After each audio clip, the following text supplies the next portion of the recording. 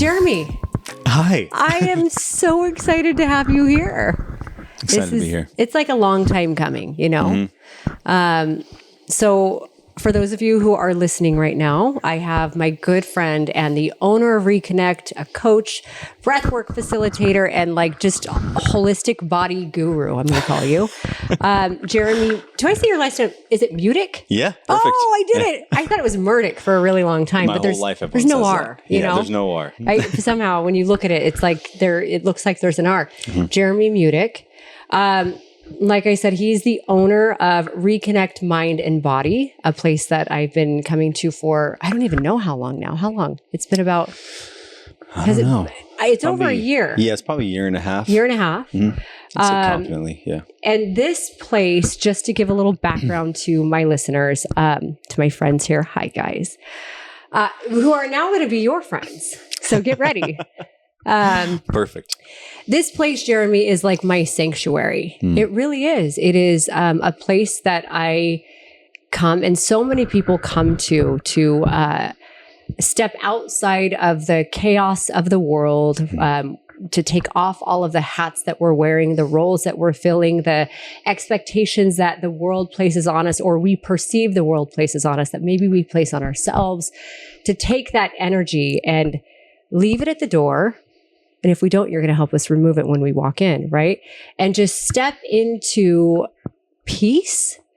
I had never experienced anything like that until I came here. And I'm really excited today to introduce my podcast listeners to you and to reconnect to your genius, to all the modalities of healing that happen inside of these walls.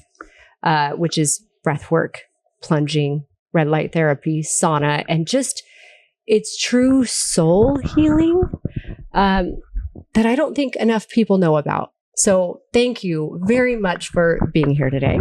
Well, it's an honor. Thank you for me being here today, I guess. Because this is rare. I usually do these podcasts at my house, but like I love the gong drum that I learned is not a gong drum. That's a gong right behind us. Can we gong drum? Can we gong at the end? Absolutely. At the end. I think it'd be really cool. It's a cool Listeners, finish. stick around. We're going to gong. If you don't know what a gong is, you're going to hear it. We're going to gong. There it is. You heard it first. So Jerame, I don't have I don't feel like I need to read a bio right now. So I mentioned you were the owner here. Mm-hmm. You're a coach. You were previously a trainer. You're still a trainer, right? So you're a coach, you're a trainer, you are a breathwork facilitator. You are, like I said, just holistic healing, not even body.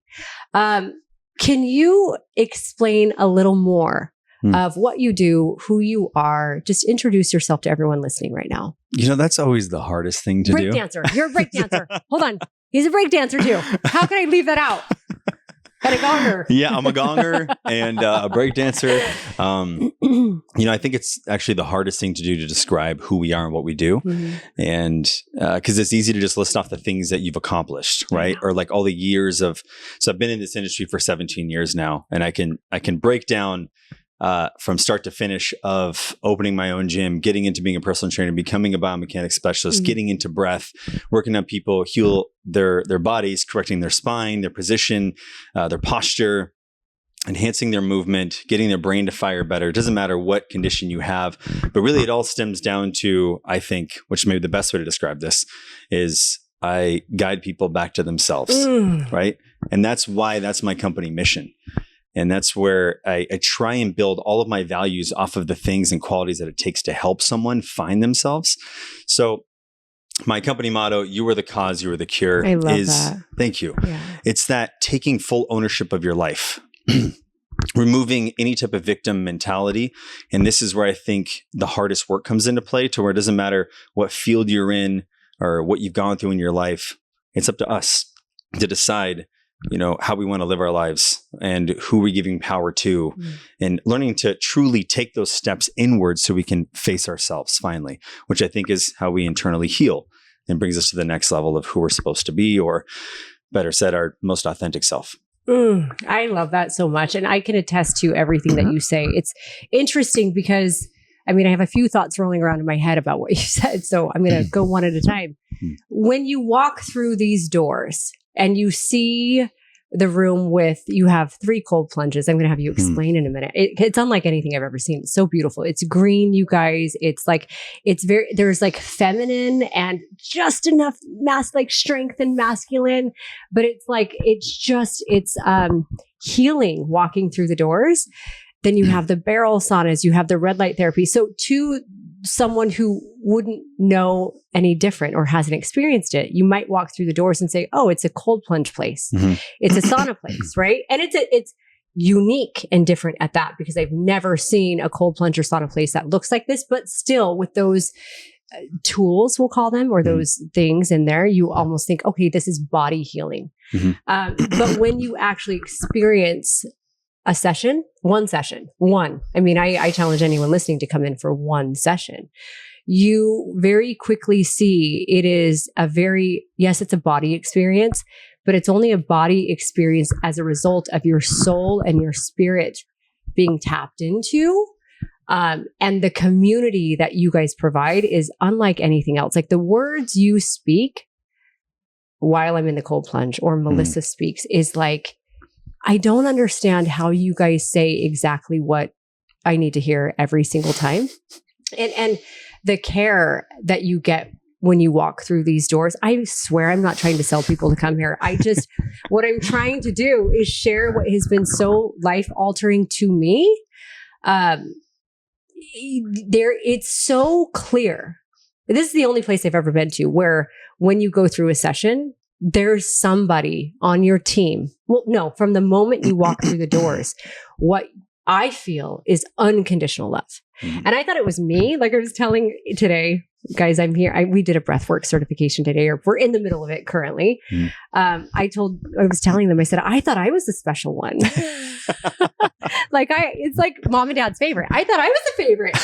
But everyone feels like they are the special one. Everyone feels just unconditional love, unbridled energy and acceptance when they walk through these doors. And I think right there, the barrier is that, like, the barrier to entry or that guard is immediately brought down, which has allowed me to kind of experience healing in the way that you're saying, right? Like I can hear the words, you are the cause, you are the cure. I can hear the words, when you go without, you go within. I can hear these things because my heart has been eased by your mission, which it trickles to every single person that works here. I don't even want to say works, every single person who serves here. And so it does become a full-on spiritual experience. And that's just that side. You come over here where we are right now, and it's a whole different beast that we'll get into in just a minute. Do you have anything you want to say to that? Well, How do you do it? I think you described that very well. And, it's amazing. I think a lot of it, it just comes down to learning to develop the right culture and like what your mission is. And since our mission is to guide you back to yourself, I think that you have to have strong values. And within those values, I mean, they're growth, humility, connection, community, empathy, compassion. I mean, everything that I teach to my team to have them build off of that. It's like they learn to adopt those values, which in turn, I think makes everyone a better person. And so for us, with knowing the kind of space that I want Reconnect to be in general, you kind of have to adapt that, and really start to walk in those shoes, because if not, it'll feel inauthentic and everyone else will feel it. And so when you're in a sensitive space like this, where people are going through basically what you use it as an ice bath, right? So if you're going through an ice bath, and if you're really tapped into the present moment, allowing yourself to be guided by us and really leaning into it, then you are going to open some sort of door, whether it is to find peace in the moment or to process an emotion, to heal trauma. It doesn't really matter what it is, as long as you're allowing yourself to go inward. Because again, you can do the opposite. You could block us off. You could be like, I'm okay, I just want to do my own thing. Or you sit there and you're just looking at the wall and you're kind of frozen in time. So what you're doing is now you're actually adding to your already conditioned state that blocks off all those emotions that are trying to process. So our job is to teach you how to manage and to go through those. That's why it can be so impactful at times where you're feeling that in the room, where it's one door after the other. So when you come in, you tend to feel, whoa, this feels different. Yeah. You know? To somebody who hears you say that your mission or what you're doing is guiding people back home, but doesn't quite understand that, because I think if I were to rewind 5 years, I would have had no freaking idea what you were saying. I get it now, right? But I do think that there's a world of people out there who want the kind of healing that this provides, but they don't quite understand that it can connect to them or how it connects to them. So to someone who's there saying, okay, cold plunge, sauna, breath work, what is coming back home, and how is it helped by these other things? Well, it all starts with this quote that I have. Please do share, Jerame. The quote is, the longest path you will walk is the one to the inside. And when we walk that path, we tend to face every version of ourselves that we've lived, every pair of shoes and every wall that we've created. And when you do that work, you're slowly coming back to who you were originally before the world got its hands on you.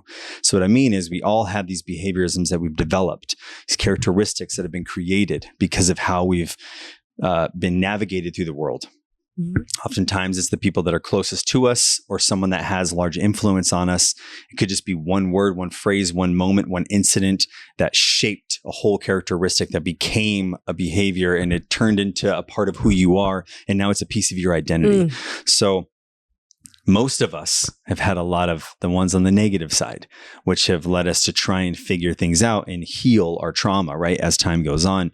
And if we don't ever take the time to do that, then that's when we become this button of reaction. And we're actually, every time that does happen, we are shutting off our own stage of creation, which is where, like I talked about earlier today, is that when we shut off our creation and we stuck that stuff down inside and we block it off, we're losing another piece of ourself every time. So as you take this path and this walk inward, you're learning to uncover those pieces one at a time, right? And that's how you're like really starting to come back to who you really are. And that's where I think some of the most powerful healing takes place, is because you realize that it's up to you, right? It's your path to walk. It's your work to do. No one can do it for you. We can just be here and to support you by your side. I love that. It's interesting because for so many years, my teaching and what I had a lot of my workshops around was, my tagline was finding, creating, becoming you, right? Which I loved, and it made sense then. But it almost, like, as I progressed in my healing journey over the past 2 years, I actually had the realization that, like, finding, creating, becoming. I said it wrong. Finding, creating, becoming you. Almost, it reinforces what you just said we spend our life doing, which is, we are born our most authentic, pure, we are born us, right? Like how we are born, and all of that energy is exactly who we are, right? That is home. And then whether it's what happened, or our parents telling us to become something so we can be, we have this idea that we need to be something in order to be lovable. So we spend how many years, how many decades becoming what we think we need to be enough, right? Whether it's an expert scholar, or a master breakdancer, or a singer, whatever it is, right? A millionaire. And the reality is, I think we hit a point like halfway through our life, or close to, it's earlier for some, later for others, where we start to realize, hold on, like that's not who I am. Like who I am, I need to remove these layers. Let me undo all of the things that I thought I needed to do to be enough, all of the boxes that I stepped into and I tried to fit into, and let me come back home. Right. So I remember the first time I heard you say, when I walked through the doors, I think it was in a ice bath. You had said something about coming back home. And it was like really emotional for me, because it was one of the first times I'd heard anyone say how I felt. Because it almost sounds like counterintuitive. Like, what do you mean? I don't want to keep growing. But you're growing inward instead of growing outward. Is that how you see it? Well, because that can be easily mistaken as going into the past and living there or something, or going back and reliving the past. Yep. But that's not it. It's more along the lines of these subconscious programs that we're learning to rewrite. So think of all of the influence that we have in our life. You learn something, you see something, it becomes a part of a program inside of your brain subconsciously where you don't even realize you're doing it. And then someone has to basically point it out, or you have to do the work to where you're able to see it, recognize it, reflect on it, and decide to change it or shift it, right?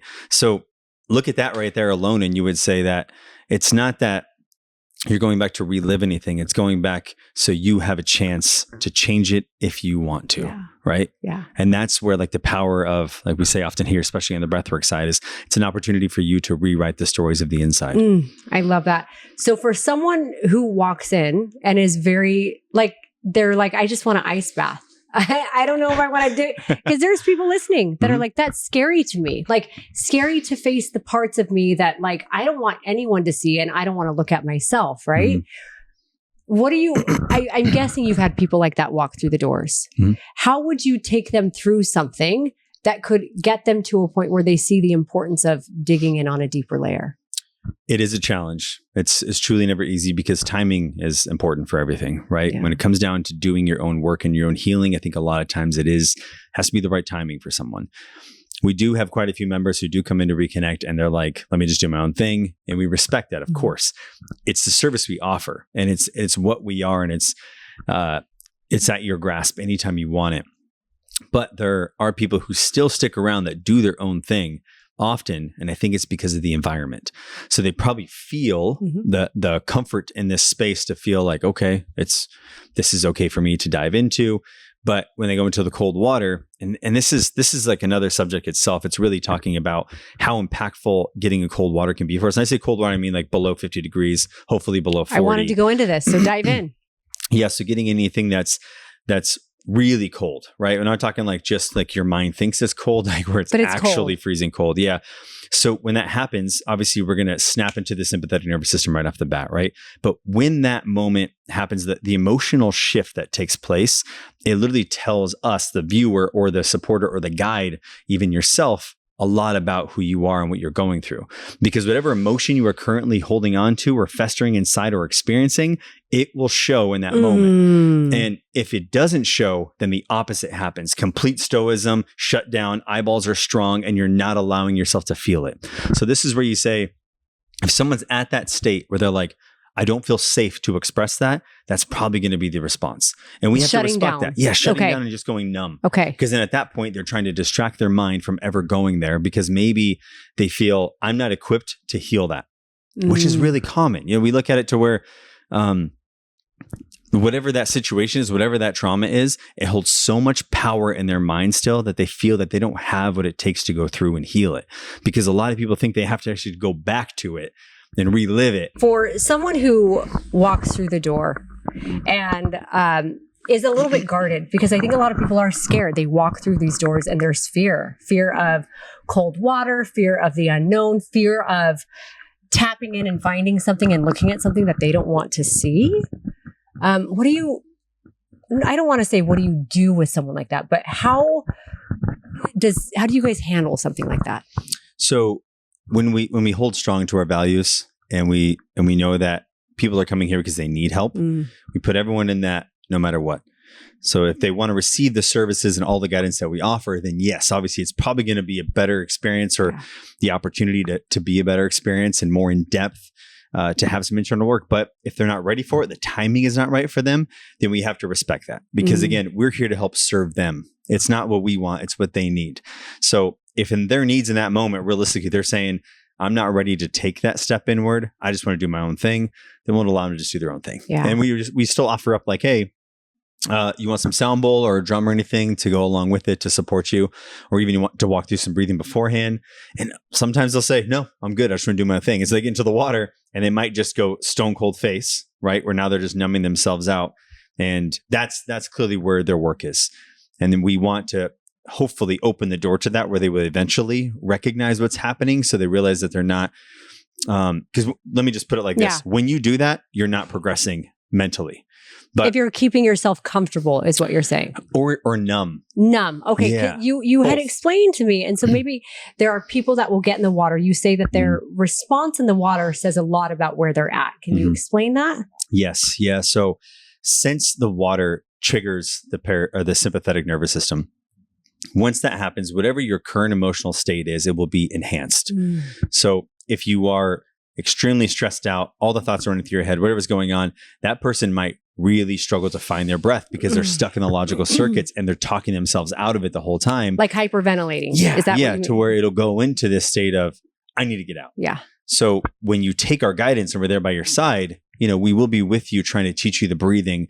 And we say specific things that are bringing you back to yourself and to lean into the discomfort to know that it will pass, which I think is one of the parts that people forget in those moments, because whatever vibrational set is like coming forward in that moment, to them, it's always been, this is how I handle it. This is why some people will be like, I got to get out. And they will try and get out right away. And some people do jump right out, or they go completely numb and they shut down and their eyes get really straightforward and looking at something, and they're looking at the window and they're trying to do everything they can to ignore it because that's how they've always handled that emotion. Two totally different responses. Now, as you're saying this, I'm like thinking of myself. And today we ice bathed, right? So in the middle of certification, we take a break. Jerame's like, go take care of yourself, ice bath, do your thing. And there's been a lot on me recently. And what's interesting is when I got into the water, it was like and that's very abnormal for me. I mean, what I was feeling, I couldn't figure out why my response was like that. But you had mentioned like that is the emotion of what's inside of me actually coming out. Is that correct? That's correct. And then I would say like a month ago when I was here and I was ice bathing, it was the exact opposite. I got in the water and I was like stone cold, numbing out, which was... Can we talk about what happened right before you were in the water though? Yes, let's do. So those tears started coming down. You got emotional before. And then I don't know if you're open to going into that. Go for it. So do you want me to? Yeah. Yeah. Like where you just kind of shared, as you said, I don't know why I'm so emotional right now. And then you went into the stone cold part. But and I think that's consistent in areas of my life, right? When emotion begins to show its face, there's a voice, there's a soundtrack, which is what we talked about at the beginning. You talked about 5 minutes ago. There's a soundtrack that says, be tough. Why are you crying? Like of 4 kids, Heidi, you're the only one who cries. You're the only girl and you cry, right? So it was like I shouldn't cry. I need to toughen up. I need to be strong through this because I looked at it in that moment as this water is a battle. If I'm going to battle this water, I need to be a warrior, and a warrior wouldn't cry. How interesting, huh? Yeah. What do you have to say to that? Because this is actually, I think this happens to a lot of people in life, but also in the water. So to someone who's like, I need to be a warrior, I need to be strong, I need to conquer the water. I have a feeling I know kind of where you're going to go, but what do you have to say to that? It comes down to learning when to use that. Because if it triggers every time, that means that you are completely blocked off. That means you're actually more disconnected than anything because you feel it's your only way to go through, which is not the truth. Because oftentimes you need to just surrender and allow things to be. What this does when we go into this constant warrior state, every time we're faced with those kind of emotions, we allow the part of ourselves that wants to control everything to take over. You will be let down because you only have so much control, especially in this world. Yeah. So learning to basically tame the beast in a way when that starts to come forward is sometimes the hardest work if you've always done that. Yeah. Yeah. One of my favorite cues that you give is, I'm going to mess up the words, but it's something about, surrender to the water, but also let the water show you what it needs to show you. What do you mean by that? It actually, my quote that's on the side, it kind of hits it just right. It says, the water won't give you what you want. It will give you what you need. When we can surrender to that, then we allow whatever that is there to come forward. Then we have an opportunity to create a shift within ourselves. So the water will give you what you need as long as you surrender to it. Because the trick to cold water, and this is for everyone to know, is to stop trying to control it. Because it's not a competition. It's all about cooperation. So when you cooperate with it, your body knows what to do. This is why, for example, my longest ice bath in 33 degrees is 26 minutes. What? And staying hot and staying warm and connected and allowing myself to feel it all, not numbing out saying, how long can I stick this out? Because that would be reinforcing bad conditioning, right? Like I'll just stay in this terrible situation I'm in because I can stick it out and I'll never give up, you know? White knuckle. Yeah, exactly. Yeah. White knuckle it, you know, and there is positive to these things depending on the situation and the circumstances and what is going on, right? If like we both competed, right? We both compete at the pro level, right? So it's like at this top where when you're training, you got to push yourself too. And getting to that point of prepping for a competition, you know, it's like these reps you have to push through where it always sucks. And you push your mind into the state of you want to give up every time, but then you unlock this beast in you and you just become a warrior. Your nutrition, you become a warrior. It's energy. It's an exchange of energy. I'm diligent on my program and I'm never going to miss because this is what I do, right? That is good in those areas of life when you need to be disciplined. But things like cold water, the discipline comes from learning to lean into discomfort. Okay. So I have had 4 babies. 2 of them I had without an epidural, my last 2.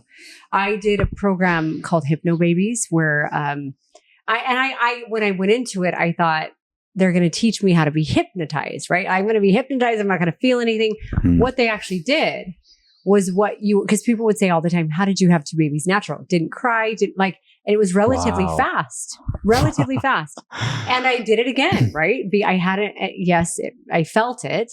But in the training, they essentially teach you the difference between pressure and pain. Right. And they teach you that the more you fight your body, the more you say, no, like you contract, like, no, that hurts, whatever it is, the more your body will not work with you. So if you remind yourself, nothing is wrong right now. And so I think about this in the water.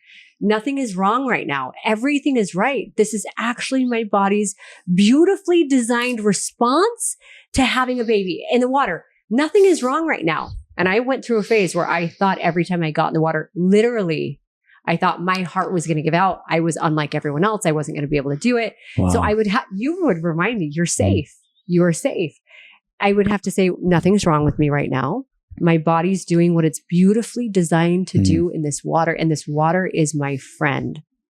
And I would tell people, they're like, you sound crazy. And you know what? I probably do. And the reality is, I feel like I've developed a relationship with water that I never have had in my life. And I owe it to coming here and being with you guys. So thank you for that. Thank you. I want to dive into the scientific side of these modalities of healing, because I think we've talked a lot about the emotional side, right? But scientifically, I'm asking because I have never seen more people come back. This is a community, you guys. Like, I guess we could talk about community. We could talk about science. These people that come here to reconnect are like diehards. And one of the girls in the group in the certification's like, oh, I come every day. I come every day, but Sunday, I give myself Sunday off. I'm like, what? And what I've also noticed about coming here is at a traditional place, I'm lucky to get 2 minutes in. When I come here, I somehow defy what I think is possible. Like, limits aren't even a thing. And I'm in the tub for 5 minutes. I have another girl saying she sits for 10 minutes. I'm like, what? So, okay. To someone who's like, how long should I be in the tub? How many days a week should I be doing it? And what are the physiological benefits? And do I add heat to it? This is a really good question. And it's actually a pretty hot topic right now when it comes to the science of these modalities. Controversial. Well, so everyone's going to have an opinion, especially when there's science to support specific perspectives. And so we have to always take that 30,000 foot overview and look at it to where when they do these studies, they're looking at what is actually happening in the body. Like, are they able to test the person's willpower beforehand and their ability to go into a deep meditative state before going into the study? Of course not. They're not doing those kind of things. It's more like, hey, let's get this category of human and we're going to do this thing. So those are the things that we always have to factor in when it comes to a lot of the science, because look at Wim Hof himself. when it comes to the science and things that he's done, he's literally defied science. I had to rewrite over hundreds of science books because he showed we could access our autonomic nervous system, which is just your natural breathing and digestion and all these things that just happen automatically.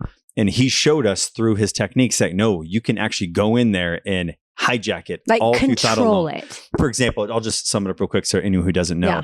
2014, I think is what it was. They injected him with a strain of E. coli and he removed it from his body within 15 minutes. What? Like literally removed it as in there was no more trace. And so they were like, okay, how did this happen? Like maybe you got some special immune system. He said, no, I could teach anyone to do it. So they brought 20 people down to his house and they said, all right, we'll give you 9 days, I think is what it was. And he said, all I need is 3. So they gave him the week. And after everyone showed up fully covered in their bundles, and I've been to this area in Poland to go experience that with women. It was amazing. It was me and like 300 of other people, which was really cool. But anyway, so he took everyone through his technique, his mindfulness, all those things. And they ran the same exact study on them. And every single person removed the E. coli from their body. The longest it took someone was 90 minutes. So you looked at it and say, so that means that all of us can do it. So they had to rewrite all this science for that, right? So when it comes to the cold water, and for him, he's like, you're called to the cold, go to it. Yeah. You can do it every single day. And so there's a lot of science saying women shouldn't do it every day because of their menstrual cycles and all these things. There's a lot of science on the side of this and that. But here's the stuff that people always disregard. A trained mind is different from an untrained mind. So when you come into Reconnect, we are helping you train your mind. We have, for example, one of my staff members, she's been going now currently, I think for 400 and something days straight, nonstop. Wow. And she's a completely different person, has never felt better in her entire life. She's healthier than ever. And so, we've had a lot of women who've gone for a 90-day straight through, no stop, no break. And they say, I've never felt better in my entire life. Wow. So you look at this and say, well, why is there science saying that you shouldn't plunge at these certain times for this and that? Look at the time frame, because there's a lot of science. Her name is Rosanna. I can't remember her last name. She did some amazing work the last couple of years, and she's still bringing in a lot of great work. But they talk about, basically, Angie Huberman's talked about this as well. 11 minutes a week spread out is optimal, as in this is going to be key. But before that, the information was 5 minutes in the plunge and nothing else happens after that. As in the hormones have done what they need to do. The mitochondria has done what they need to do. Inflammation's moved how it should. So you look at that stuff and you say, okay, that's the answer then, because we don't need to do any more. Now we're creating more limitations. Why? Right? Why are we doing that when, again, no one could run the 4-minute mile until Roger Bannister did it. And then it came down to like, oh, now 2 weeks later, someone else did it and the next person did it. And what we're doing is we're defying science all this time, because science is there to provide new information, right? To give us these new openings inside to say, wow, this is possible, or like, wow, this is real and this is all placebo. And there's so much that goes into this that I don't think you can truly measure the exact perfect amount of anything, because everyone is different on any given day. I love that. I have this idea sometimes that these guidelines, like 11 hours spread out over a week, whatever it is, yes, there's whatever science that's happening around it, but also I feel like it gives the average person the confidence to maybe step into it when it's lower. You know what I'm saying? Oh, I can do that. Like I can actually do this many hours. But am I hearing you right when you say the trained mind versus the untrained mind? The trained mind can actually rid their body of things that science has not yet proven. Well said. Oh, I love that. I mean, that's you hear of these people who can literally take cancer and shrink it and dissolve it from their body. And it sounds like the Wim Hof thing is the same kind of a thing. The trained mind. Have you had experiences personally with any of this stuff? Absolutely. You have? I'll share a piece of my story. Yes. Okay, because that's the thing. I want to know your story. It all started one winter. When's your birthday, Jerame? 7 years ago. February 1st. February 1st. What year? 1988. So it all started February 1st, 1988. It was just your birthday. It was. It was just my birthday. Yes. 100 years old. I can't believe it. Look at how good he looks, you guys. It's all the red light therapy. So it all started when I started questioning all of my beliefs. Started questioning limitations that I was choosing to live with. Like, what were they? Because I didn't quite understand. So I started reading books. I started looking into, I was never a reader. I was a terrible student. I was the kind of kid that was a class clown. But I also am someone who has a condition that's called EDS. And so the version I have of it, like everything is like hypermobile and super stretchy, we'll say, right? So the collagen in my body is like Elmer's glue and yours is like super glue. Okay. So the version I have, it leaves your body extremely inflamed. So since I was 16 years old, I would get out of bed and step down on the ground and my feet would hurt constantly. It would take minutes, probably 5 to 10 minutes till my feet actually regulated. I had to massage my calves. This is just a daily life. It is what it is.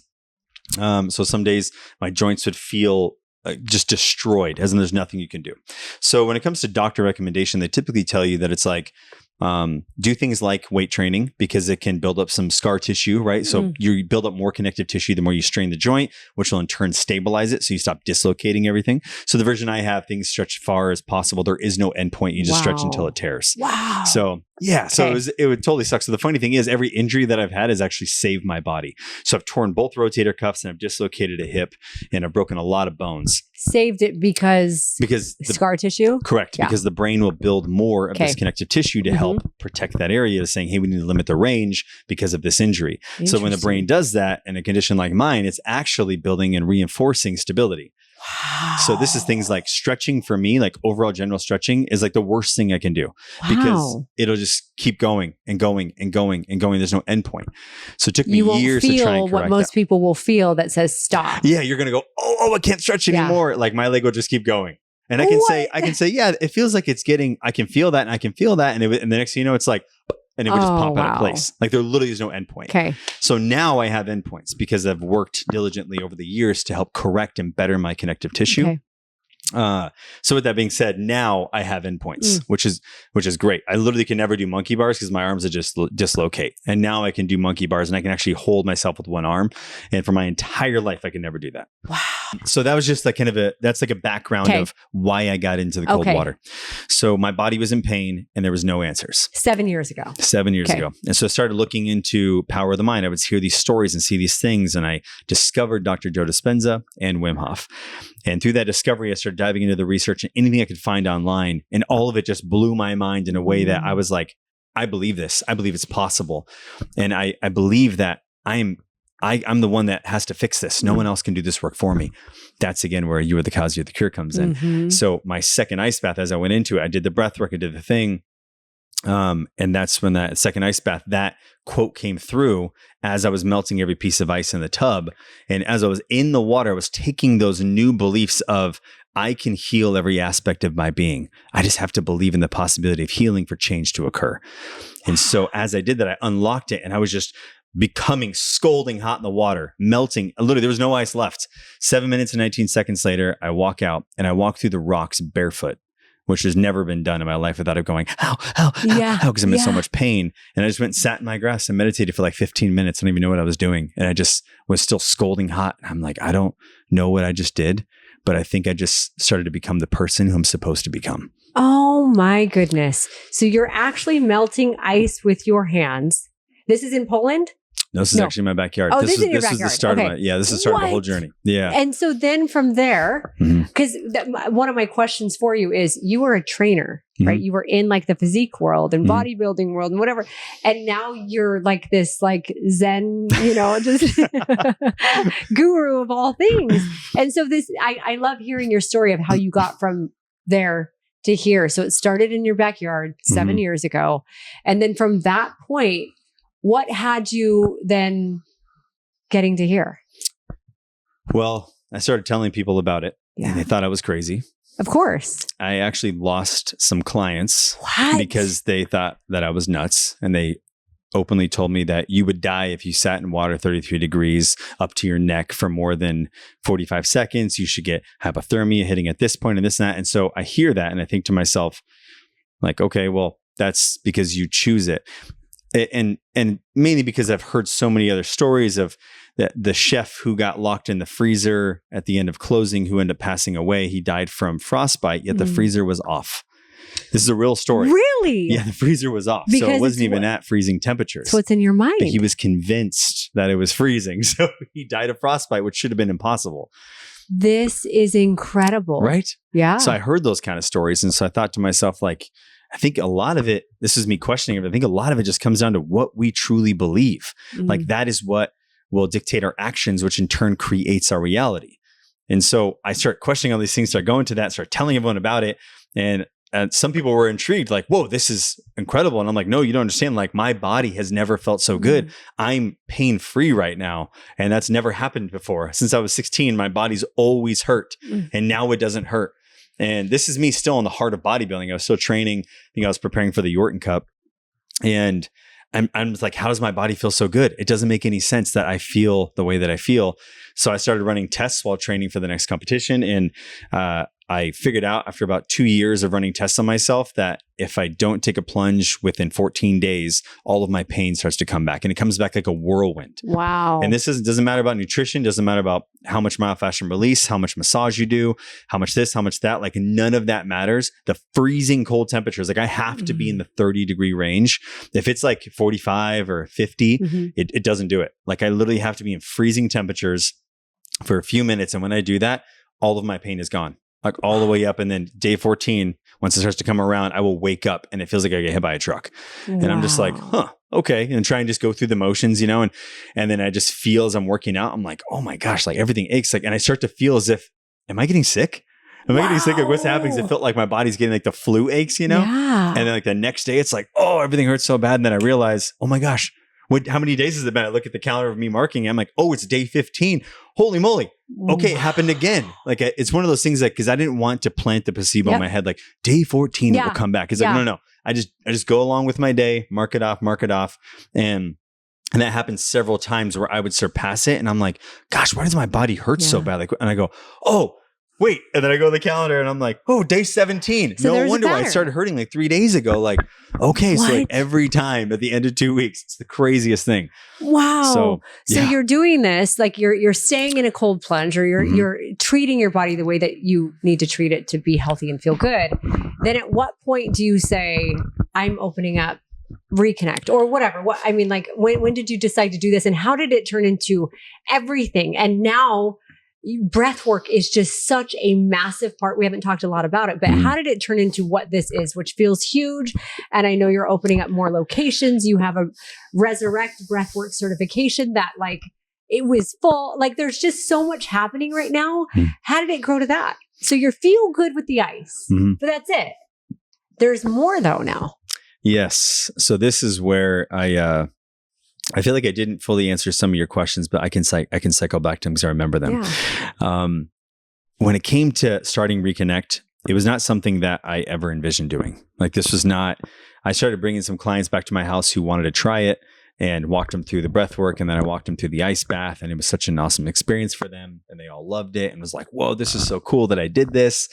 And so that was kind of like the start of almost like building a community, I guess you would say. And when it came to opening Reconnect, I mean, it just came down to, this was 1 week before the lockdowns happened for COVID. Yeah, for COVID. And I laid down that Monday afternoon to take my usual cat nap at 1 p.m., 15-minute cat nap. And the whole vision of what this is came through. We're talking the whole thing. Like this, the gong. So, everything. Not the gong, but what you experience in Reconnect as I... In the vision, I was walking through a building which is shaped just like that one, and there were people over here, people over here. People are doing the horse stance and doing the breathing. People are in the cold water. There's saunas, and like I'm just looking at everyone as I'm walking through it, and then I stop at the end and I turn around. There's just a girl at the front desk waving at me like this, and I look down at my shirt and it literally says "Reconnect Mind Body," and it had this crazy logo on it. And I look up and I got like literally like smacked in the face with basically just like light, as in like it kind of blocked out the whole vision. And it said, the people will need healing. And then I woke up. Wow. And so I thought to myself, what on earth? Yeah. And so I just wrote everything down. I was Reconnect, this and that, like ice bath sauna. And I was like, this is crazy.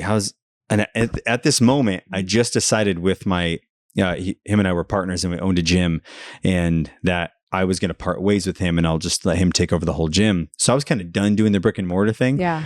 And this moment came through. So I'm immediately like, what the heck? There's more. And so here's the crazy part. The next day I go and I train my first client in the morning at 6 a.m. And she goes, Jerame, I got to tell you something. And I was like, yeah, what's up, Angie? And she's like, you need to open a healing center. What? I just got chills. And I took a step back too. And I said, Angie, why would you say that? And she goes, I don't know. I woke up this morning like I had to tell you that. Oh, like you need to open a place where because you bring in people to your house, like you need to open a place where people can come to that and experience that and do all the stuff you do. And I'm like, this is, I have to tell you the vision I had. And I tell her and she goes, okay, well, that's it. How much is it going to cost? Like, and we just started talking numbers after that and that was like the beginning. Wow. And then that Friday, the whole world got shut down, full lockdown, state of emergency everywhere. And it clicked. And I was like, God's timing is always perfect. And I knew in that moment, that vision was from God telling me that this is what needs to happen, because I was so confident. I was filled with conviction that everyone's going to look at health in a different way. And what do you know? They did. It was the absolute perfect timing. Because once I opened this, people were scared, terrified. They didn't know what to do with their health or what was going on, but people knew there had to be something more. And so they started showing up and I started posting. I was getting on social media, just calling it out for what it was. Like, hey, I have not been sick since I started doing this practice. If you don't want to be sick either, come to Reconnect. And it worked. I had 0 sick cases for that entire first year. And that was literally when couldn't have more than this many people in an area, and you had to wear a mask and all these things. And you had people in this area. People were coming in. Yep. People were coming in. Yeah. A lot of them were scared. A lot of them showed up with masks on and we would respect that. You just couldn't go in the water with it, obviously, so you don't pass out. Yeah. But, and then the crazy thing is we had several people who took the mask off, go into the water, and they would just leave it off because they felt empowered. Like, I think I understand now. Yeah. And then no more mask, and they'd show up and you're like, whoa, how cool. And they would never get sick. And you just go, what just happened right there is their beliefs changed. Oh my gosh, crazy, right? Jerame. Yes. Yeah. And I know people have come in. So that's physical sickness. I know mental illness too. I actually have one friend who led me here. She had mentioned to me that after, I think, a handful of months, she went off of her antidepressants and everything as a result of her regularly coming here. Now, with a doctor's help, obviously, I think that's very important to say. But to know that you can combat sickness of all forms by taking care of yourself this way, I think is such a gift. So you said you have more answers to my questions. What were they? Oh, yes. Yeah. About the untrained mind and the trained mind and what is that difference, and like how it can make a difference when it comes to the science behind these things and the results that you get.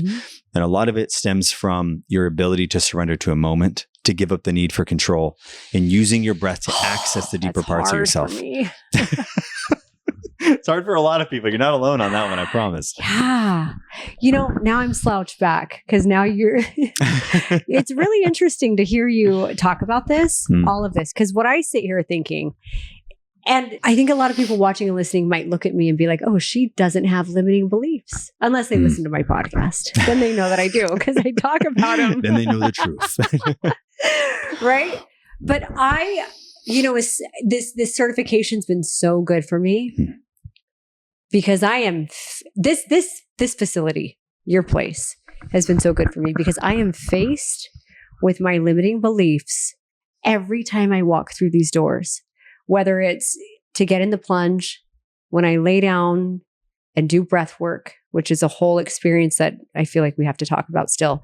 And now in the certification in this course, I am faced with the parts every time. Like today, it's like everyone has got this but me, and it plays on repeat in my head, right? So I don't know that a lot of people would think.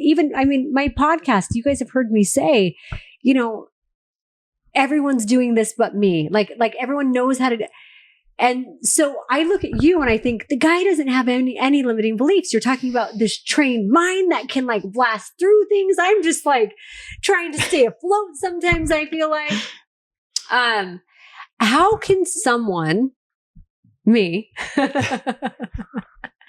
because I recognize, and I know the reality, I know the truth that if I was able to melt those walls, if I was actually able to have belief in myself, the way that I see other people having belief, whether it be you, Chris, my ex has incredible belief in himself. I know me, I know what I was equipped with. Jerame, I don't think that you might think, I know I'm equipped very well. I know God blessed me with family, with people, with skills. And my mind stops me. It doesn't stop me from moving. I'm always moving. I'm always trying to prove, right? I'm always trying to become, I'm always trying to be enough. But there is a thing in me that says, but what if I'm not really good enough? What if I can't do it? What if I'm the one who can't take this breath work and run a class effectively? And what happens is when I wear that lens, I live into that lens, right? I start looking for evidence to back up my insecurity of what if I am the one who gets in the plunge and my body's not equipped for it? What if I can't do? What if they're disappointed in how I perform? Runs through my mind a lot. What do you have to say about that? So your mic drop moment for me is do you have those things? Do you have those things? Or do you feel like there was a point where because you are a visionary, and I've mentioned this to you before, you are a visionary and a creative, like a couple other people I know. I'm going to say Chris again, because Chris, my ex, everyone listening, most people know who he is. He's the visionary of all visionaries, and he's an insane creative. And I've given you that compliment before, and it's a humongous compliment. I feel like you can see, so you have that vision. And I think doubt is there, but I have a feeling that you have a secret on how to not let it stop you. I can just see it, the belief that you have. How do you do it? How do I get it? There's a saying that the loudest voice in your head is your own. Yeah. And I think if we allow that voice to win, that's where the doubt comes in. I think there's no way to remove it entirely, but it's learning to navigate. And I think the navigation comes by sitting with it more. I had a conversation actually about this subject a few days ago, because it's all about facing yourself. Mm-hmm. And again, it's some of the hardest work to do, but it's the necessary work. Because if you want to show up to this world and experience all that it has to offer, then you got to learn to work on you. Mm-hmm. And stepping into the shoes of the best version of yourself, or how about just the next level up of you, where you learn to navigate through that doubt a little bit more, it takes going inside. Yeah. And that's where that voice, it never goes away. I promise you, I still have it. And to me, I welcome it. I welcome resistance. I welcome the challenge. I'm open to it because I know that it will pass. And maybe I think we're referring to scripture here, but that too shall pass. And this is the truth, that every single emotion we feel and that we go through and we experience, it will pass if we allow it to. If we allow it to take and run its course. This is where I say, if you allow yourself to feel it, you learn to grow through it. It's the avoidance of those things that keeps us stuck. So every time that doubt creeps up, if I avoid it entirely, I'm just giving it more. You're getting in the water and numbing yourself, kind Correct. of a thing. Yeah. I'm allowing it to still hold power in my head. But if doubt comes up and I sit with it just for a moment, I take a breath into my body, and then I silence that voice and I say, no. What did I do? I just acknowledged it. Yeah. I welcomed it. I had a conversation with it. And now I took back the power, and I said, the doubt will not rule my mind. So it's the same thing when you allow fear to rule your mind. You allow the emotion to overtake your mind in general, like it will literally paralyze you. I love that. Like, because, I think of the melting ice. I'm like, I want to be able to melt ice. I want to do all these things. And only in my dreams can I do things like that. I actually have dreams where I can fly. And it's only because in my dream, and I am flying, like in the city above everybody else. Isn't that cool? Pretty nice, right? Yeah. But like, I am like watching everybody doubt their ability to fly in my dreams. These are real things. And I am like levitating up and flying everywhere. I've had multiple dreams like that. And it's because it actually makes me a little emotional to say. But it's because like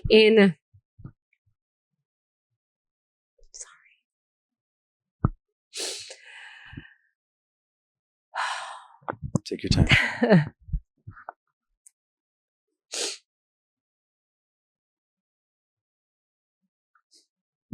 There's a lot of emotion. But thank you. It's okay. In another world or another dimension, I am like experiencing my potential. And sometimes I wonder if I am so busy thinking and trying to figure out and dig so deep that I stop myself from living it, like feeling it and being it because I'm here. And that's actually another cue that you give that I really appreciate. It's to get out of your, don't stop thinking and start feeling. You say also, see with your heart, not with your eyes. And so I love coming in here and retraining what is so deeply wired in me, which is think my way through it, find all the puzzle pieces, see it with my eyes and I'll believe it, feel it. And it's there with your hand, right? If I hear it, okay, I can, but it's like figuring out how to let all that handcuffs me in a major way. And so, yeah, it's like, I don't want to wait until the next dimension to feel like I'm all powerful. I know I'm all powerful and I can't figure out how to let it be. And anyone watching or listening wouldn't understand because they're like, what are you talking about? You've been on a TV show, you have a podcast, I love my relationship with my kids, but only we know, right? And only I know that I am a 1,000th of my potential and I can't figure out how to get through it. I get a question about beliefs a lot, and I think this kind of ties into that. Is that a belief never really goes away. We just take the power away from it. We give it to the opposite. So if I told you, Heidi, I want you to jump on this box that's 40 inches high. Your initial thought is thinking, I can't do that. That's too high.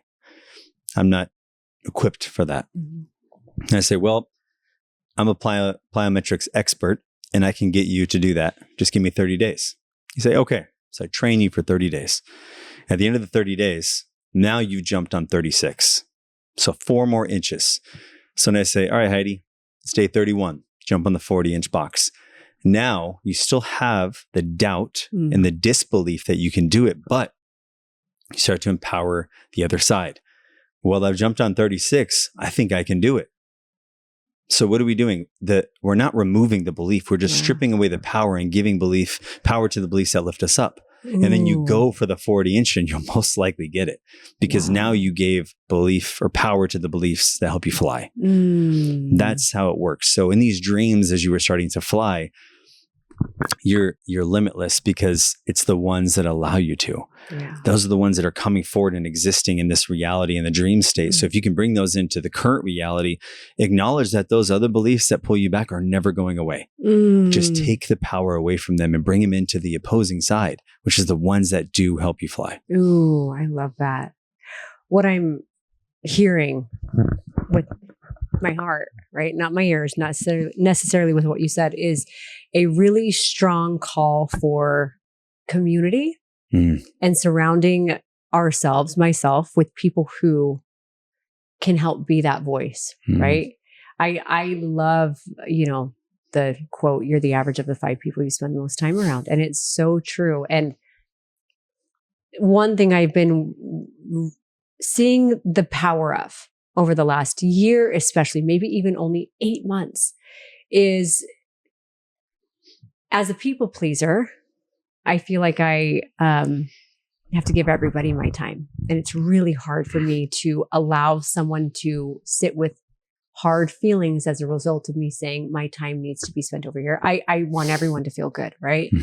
But I've seen the power of giving more of my time to people who have a voice, like what you're saying, and someone who might pull me down or not yet be where I'm at in healing, giving less time, not saying cutting them out. I'm not a fan of cutting people out, but the power of community is real. And my expansion, it actually has begun. When I met you, I was still in a dark winter. I was like depressed and sad and anxious.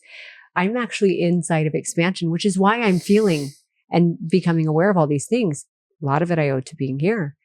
But I say this because I can imagine that is exactly why the community of people who come here expand and heal at such a rapid rate because they're seeing they're having power given to the belief that lifts them up by whether it be you or your staff or the other community members. Like true healing happens that many people only see in a dream like I had, right? So like yes. that dream that I have is a dream, but like that it's happening in front of eyes on a daily basis. Yep. And that's the more you surround yourself with that, clearly it will help you shift those beliefs, right? Yeah. Like we have folks that come in, I have neuropathy. Doctors say, don't get in the cold water. What do you think? And I ask them, do you want to heal it? I love it. Yeah, of course I do. Okay, then let's heal it. So let's empower that belief that it's possible.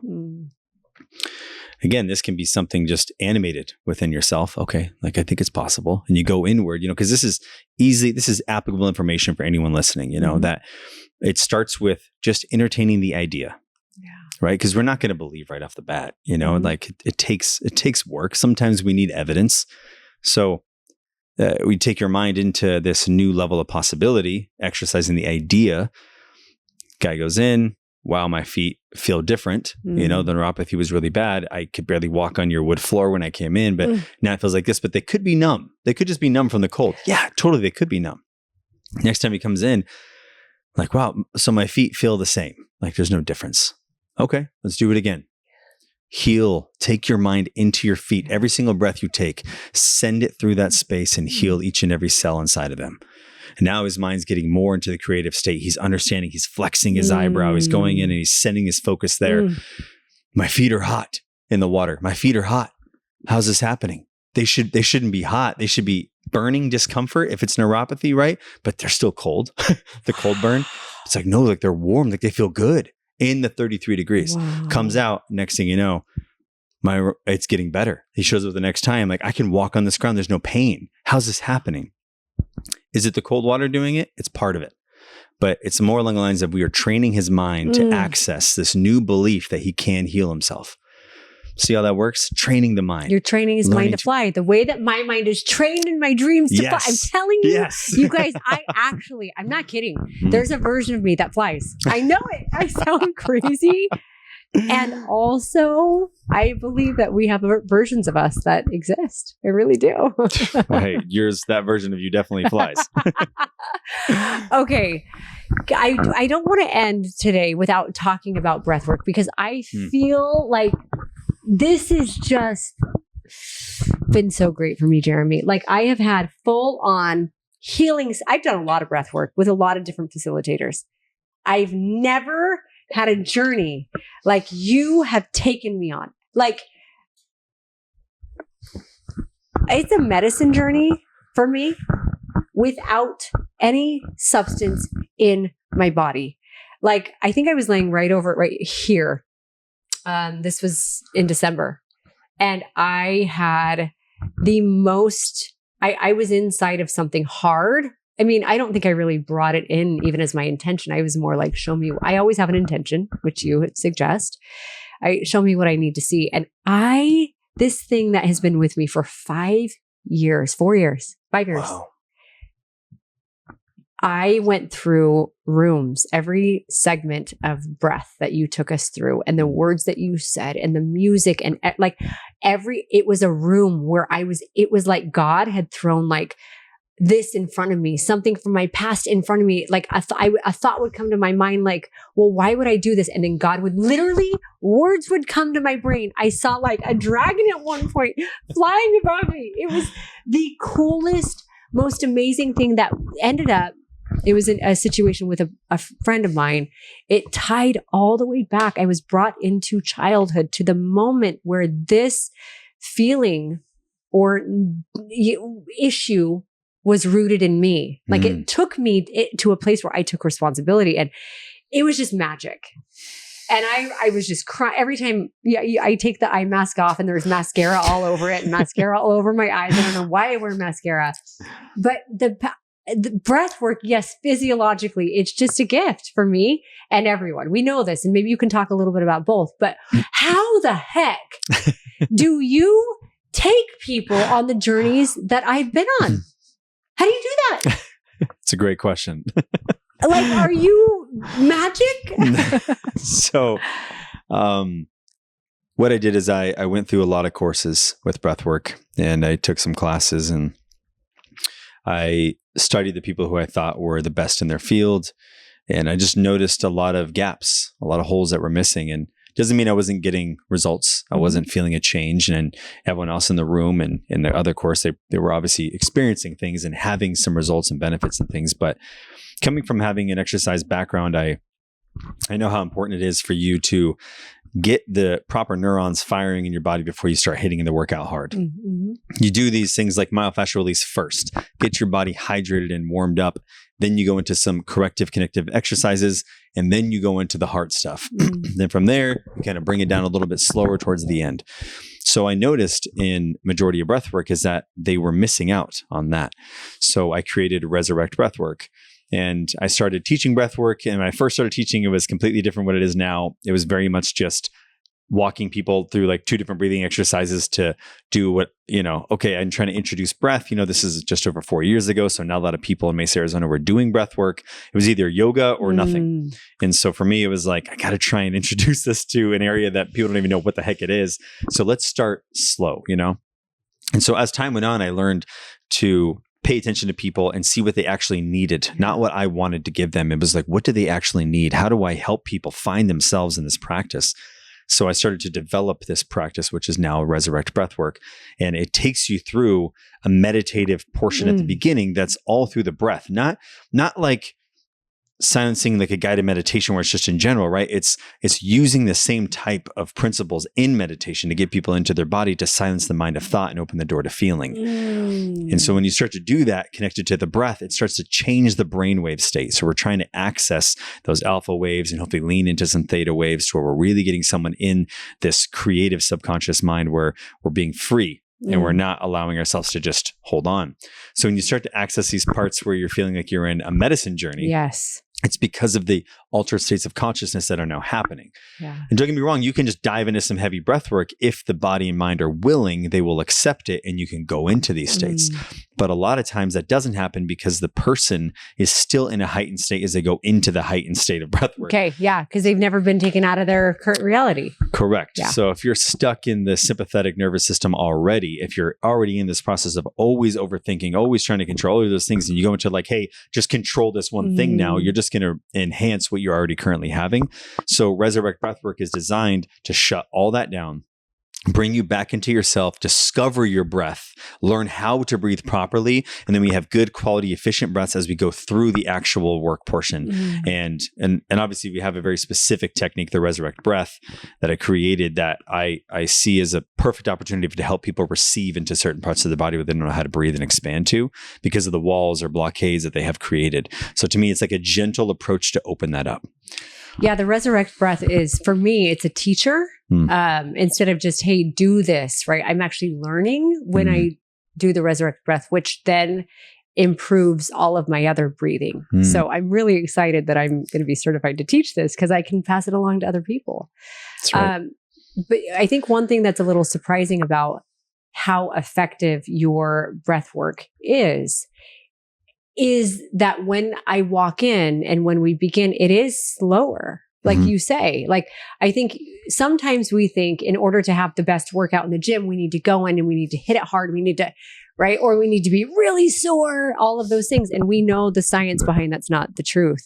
And in breathwork, I think I just didn't apply that. I thought, oh man, if I'm going to lay here and be talked to and story told for a while, how's this going to work? And then it's like, you like take off. And so really, it's almost like sometimes I feel like I don't need as much of the heavy breathing or the hard breathing as I did with another facilitator to get a better result than I had previously. So I really appreciate that. And I love that. Yeah, of course. Yeah. Thank you.